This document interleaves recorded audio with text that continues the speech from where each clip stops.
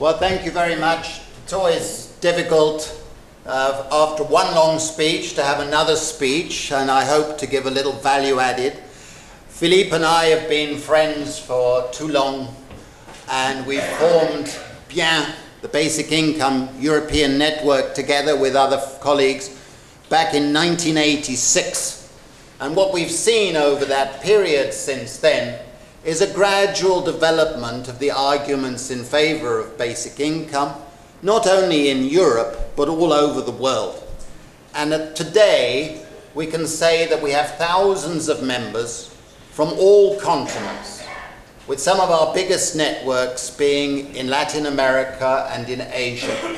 And we very much hope that Slovenia will be among the networks building up the international movement towards a basic income. Now, what I thought I would try to do is complement Philippe's more philosophical approach with some political economy perspectives, drawing on my recent book, which is having a life of its own, which is called The Precariat, the New Dangerous Class. Now, the context starts when we think about globalization, and particularly with a country like Slovenia moving into the global market system, and bearing in mind what in fact has been happening in the past 30 years. Now, when the neoliberals became dominant, and they're not the same as liberals, the neoliberals believe in a completely individualistic market system. When they came into ascendancy in the 1980s, the fundamental thing that they did was liberalize the global market system and thereby almost overnight triple the world's labor supply. In other words, by opening up to the global market, you added 2 billion extra workers to the international market system. And all of those 2 billion from China, India, Indonesia, Vietnam, and elsewhere were prepared and resigned to work for wages that were 1/50th or less of what a typical European worker would expect to earn. Now, I'm an economist, and if there are any economists in the room, you don't have to have a PhD to realize that when you do something like that, you are going to put huge downward pressure on the wages and benefits of workers in the rich countries. If you think otherwise, you should take up another subject like sewage cleaning or gardening, because you don't know any economics. Now, of course, politically, the governments of Europe and North America and elsewhere in the rich countries could not allow the wages and benefits to plummet down in their country. So what they did, in effect, was make a Faustian bargain. And the Faustian bargain allowed an orgy of consumption while they made their labor markets more flexible, the euphemism of the age, and while they took away the securities that had been fought for by various political movements throughout the 20th century. And what they did is they provided cheap credit and the euphemism of social policy. They went for tax credits, the biggest in the world being the earned income tax credit in the United States, whereby something like $80 billion a year is transferred to top up declining wages. Well, tax credits were always a subsidy to capital, were always a subsidy to employers, but they built up a huge budget deficit. Now, like all Faustian bargains, it had to come to an end. And it came to an end in 2008 with the financial market crisis. But there is a wider context of that, which is that during the process of liberalization and globalization that began in the 1980s, what the policies did was increase inequality between capital and labor everywhere, so that the functional distribution of income shifted dramatically in favor of capital and against workers. And nowhere did it do that more than in China, where the share of national income going to workers fell by a remarkable 20%. A remarkable, dramatic increase in inequality. We've seen inequalities grow everywhere, and they're actually greater than they appear in conventional statistics. Because while wages have been dropping and the incomes at the top have been going up, workers in the precariat, the emerging precariat, have been losing enterprise benefits. They have been losing state benefits. They no longer have occupational pensions or long paid holiday or paid medical leave or all the trappings that the salariat receive. Inequality is much greater than what we think. That's the first fundamental fact. The second fundamental fact is that all the reforms that have taken place have produced chronic insecurity of various types among millions and millions of people. And the third fact that has emerged from this globalization era is a fundamental redivision of our societies and an emerging global class structure. Class has not gone away. The class structure that globalization has created consists at the top of a tiny, tiny elite, a plutocracy, not 1%, 0.01%. We know most of the names of the people in the plutocracy, and we wish we did not know their names, because most of them are corrupt bastards. Let's be honest.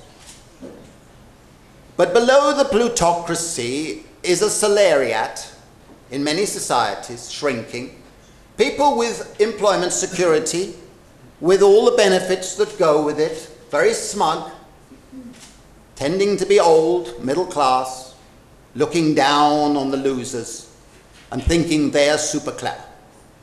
And then there's a growing group of proficients, people who don't want employment security. They've got their laptops over their shoulders, they rush between airports, they're doing very well, they make a lot of money, but the risk of burnout at age 31 is pretty high. And then below them is the old core working class, the proletariat. Now, the welfare states of the 20th century and the labor regulatory instruments of the 20th century were built for that class. But it's shrinking everywhere. Everywhere. I work in India. The shrinking proletariat there is dramatic. And it's below the proletariat that's shrinking is the growing precariat. And the precariat consists of millions and millions of people who are not only experiencing insecure labor relations, they are also experiencing a loss of any benefits, any entitlements in the state. And they are having to survive on money income that they get through wages, that they only get intermittently through casual jobs, part-time jobs, contract, shadow economy stuff.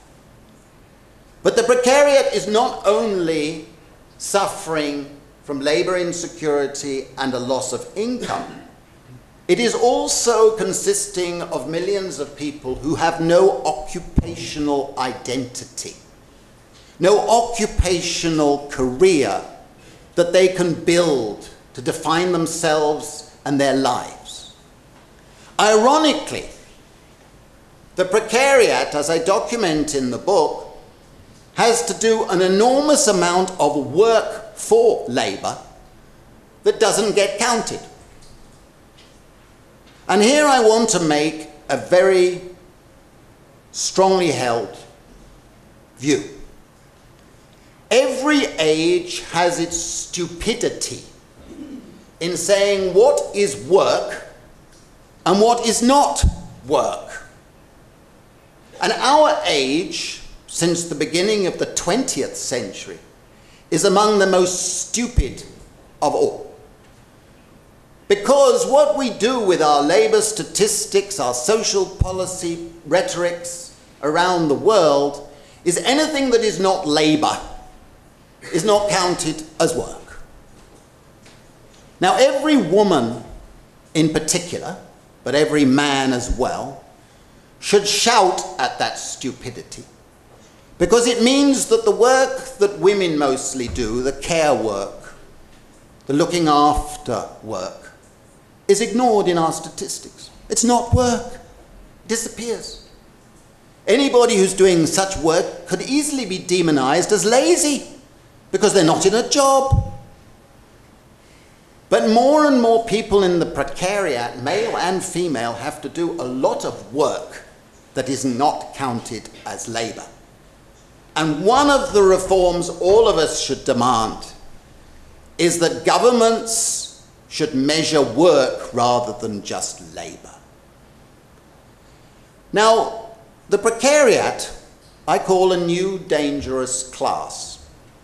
It's a class in the making, not yet a class for itself in the Marxian sense, because it is internally divided. It's at war with itself at the moment. Because part of the precariat consists of people falling out of old working class communities and traditions and families. Without much education, they're entering the precariat, and believe it or not, they're getting angry. They're getting angry. How shocking.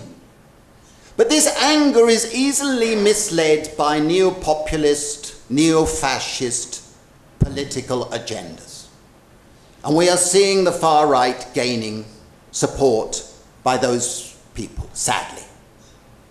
And the reason is that there is no progressive vision, political strategy being offered to counter that evil of neo-fascism.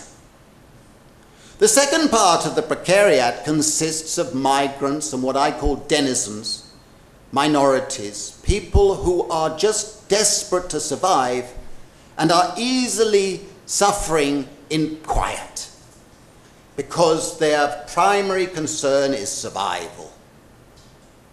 But don't regard them as something to be ignored. And the third part of the precariat are mainly the young, educated people around Europe who are suffering from increasing status frustration. The relative deprivation that they know damn well that their education and qualifications are well above what they are expected by the state and by capital to do. No career opportunities for them. They're meant to buckle down and love their jobs and take low wages and no benefits and get on with life. But believe me, they don't accept that. And they're objecting, and they objected strongly last year, and they represent the potential support for moving towards a basic income and a more progressive agenda in the future. Now, the trouble with the current situation, as Philippe described very eloquently, is that we have a situation where the precariat in particular, but other people as well, are faced increasingly by uncertainty. Now, the difference between uncertainty and the contingency risks that the welfare state was meant to deal with is that you cannot calculate the probability of an adverse event hitting you. Uncertainty can be measured as unknown unknowns. And if you can't calculate the probabilities, you can't easily have a social insurance or private insurance to give people security. And so you have a situation where people are facing uncertainty, and yet the state, in its wisdom, in its neoliberal utilitarian guise of the last 30 years, has shifted decisively towards means testing, towards targeting, towards selectivity. You're either a deserving poor, or you're not a deserving poor, or you're a transgressing poor, and therefore you deserve punishment. This division of people who need assistance into demonized categories is a phenomenon of our time. Now, Philippe mentioned the poverty traps. I dare say most of you are familiar with the poverty traps. But let me just give you a couple of statistics. If you're a member of the Precariat in Germany or Denmark or the United Kingdom, in effect, you face a marginal tax rate in going from benefits to a low-wage job of, wait for it, over 80%. In other words, you would only expect to increase your income by 20%. In Germany, it's 84%, the same in Denmark. Now, imagine if your middle class was faced with a marginal tax rate of 80%. Do you think they would calmly accept it? Of course not. Of course not. Governments would fall. And yet we expect the Precariat to put up with a marginal tax rate of 80%. If this is not unjust, then I don't know what unjust means. But on top of the poverty trap, there is what I call the development of precarity traps. Now imagine that if you have a poverty trap, governments have gone towards workfare because they've tightened the conditions, because the only way they can get people to go into low-paying jobs is to force them, to tighten conditions, to say that you can only receive benefits if you do this, you do that, you do that. The latest development in a number of countries, and in particular the United States, which demonstrates the craziness of this direction, is the development of urine tests. I apologize if I offend. Urine tests, whereby applicants for state benefits have to have their urine tested to determine whether they are eligible to receive a benefit. What? What? Well, you see, the justification, according to the bureaucrats for this, is that your urine could tell us whether you have taken drugs a year or more ago. Now, if you had taken drugs, clearly your poverty is your own fault.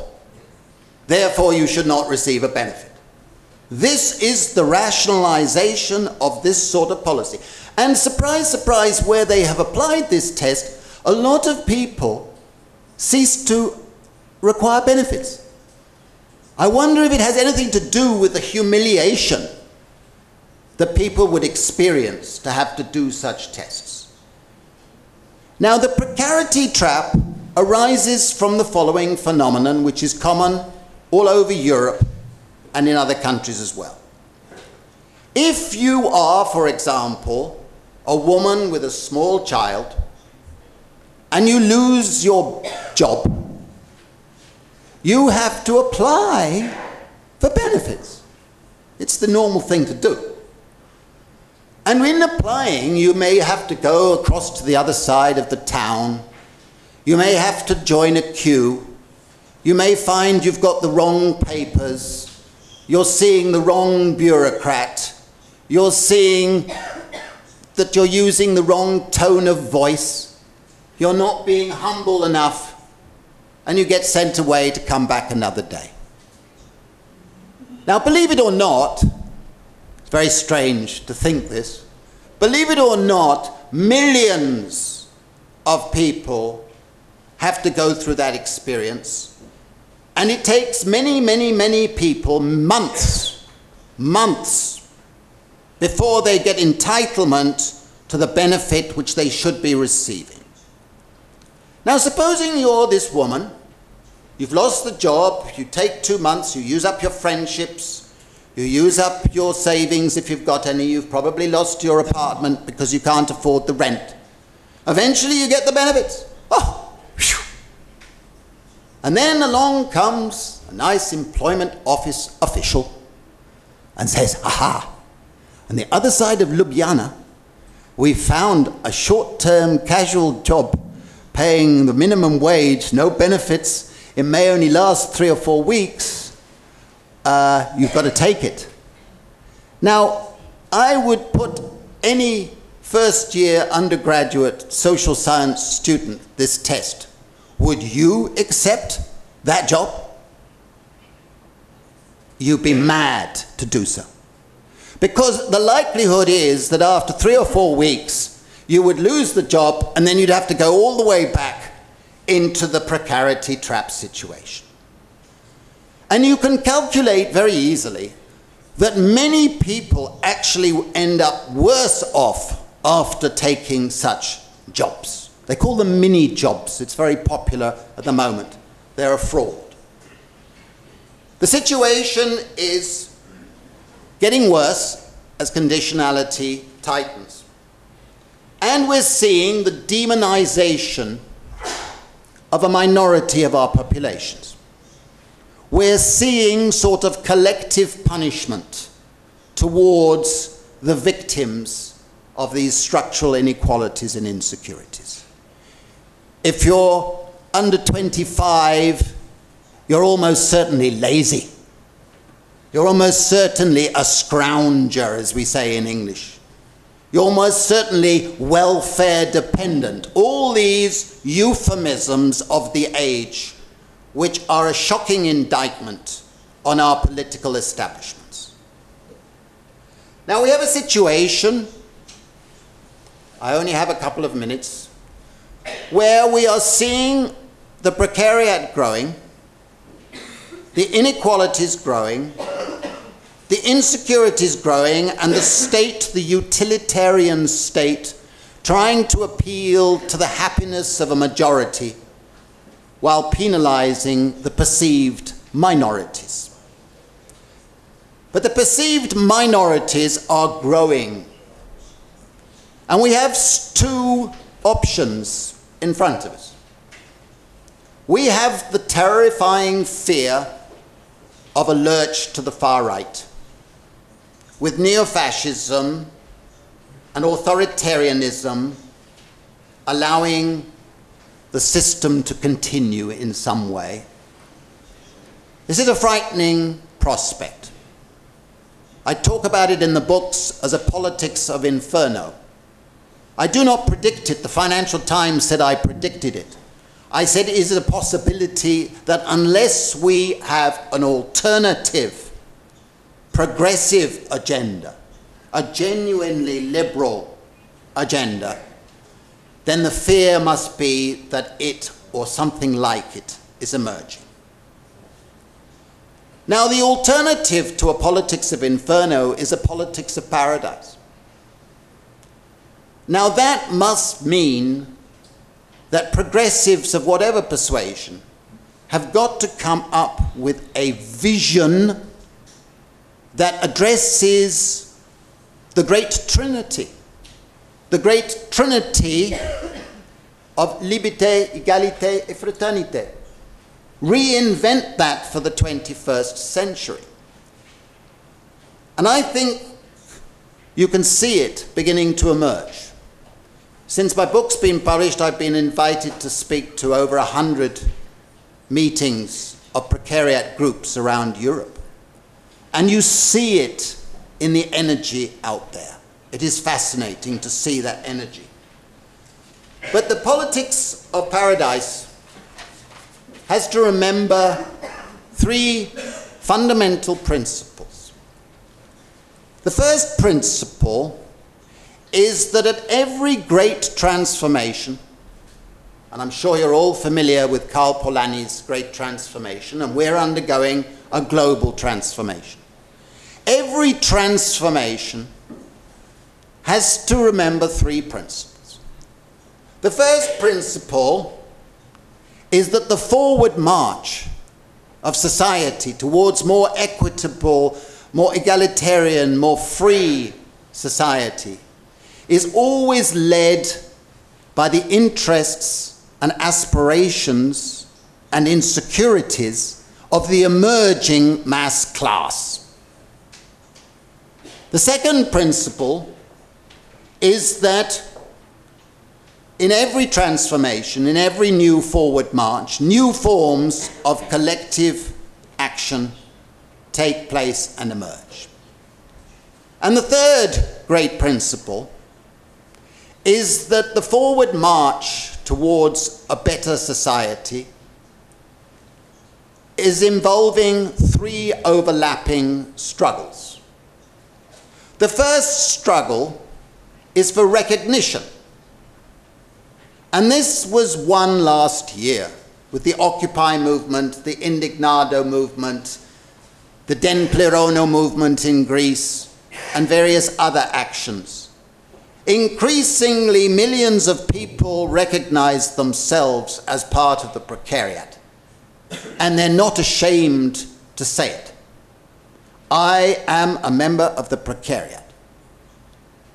And that sense of recognition and identity leads to a sense of pride and a sense of status and confidence. The second struggle is a struggle for representation. So far, we've made very little progress. All those precarity traps and the poverty traps and all those other traps, there's no representation of the voice of the precariat. They are just treated as objects to be made more employable, more this, more socially responsible, less lazy, all those euphemisms, but they're not represented in the process, so there's a lack of due process in the judgments made by bureaucrats and politicians against them. And the third great principle, which is where basic income really comes in, is a struggle for redistribution. The inequalities that we have seen grow up are not just about the classic income distribution. They're not just about the means of production, like the old socialist project of the 20th century. The inequalities which really impinge on the precariat are inequalities in such basic things of life as the control of time. The precariat has no control of its time. It has to act like a precariatized animal, flitting between activities, doing more work than it wants to do, more labor, chasing all the insecurities, has no control of time.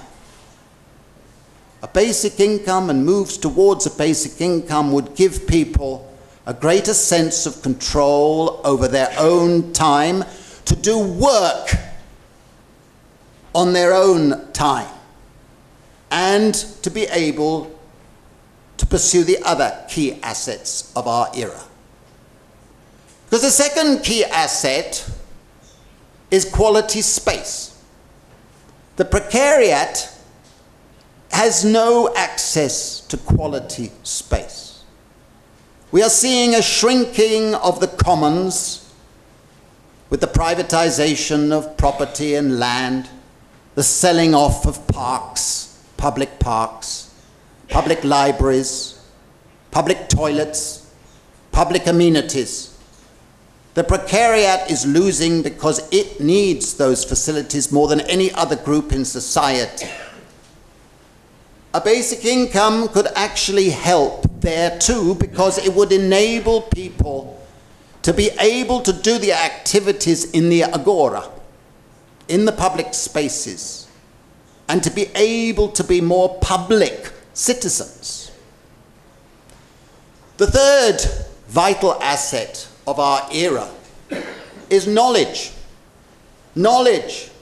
If you don't have access to knowledge, to be able to operate in a financial system, to be able to get access to skills and so on, you will fall further into the precariat. Now, knowledge, believe it or not, requires control of time so that one could pursue knowledge. And the basic income would help there too, because it would allow people to spend more of their time doing work that is genuinely reproductive and productive and should be counted as work. You don't have to be a genius to see that. The fourth great asset is security itself. We have a chronic maldistribution of security. If you're part of the plutocracy, you can waft off to wherever you have your island retreat or go into the mountains. If you're the salariat, you can have your multiple holidays and so on. But the precariat has no security. We need a redistribution of security. And the final key asset of our era is, of course, financial capital. We need a strategy for the financial capital to be redistributed. They didn't need that Faustian bargain. By altering the rules in the 1980s, they guaranteed financiers and capital that they would get much higher income, even if they didn't do any extra work. It was completely unjustified. We need a strategy for the redistribution of financial capital. And that is why it should be part of every progressive agenda to think in terms of sovereign wealth funds, capital funds that can be democratically run and used as a source of redistribution, and believe it or not, to help to fund a basic income. Norway has led the way in Europe. The Alaska Permanent Fund has been operating fantastically well for many, many years in the United States and as a form of a basic income.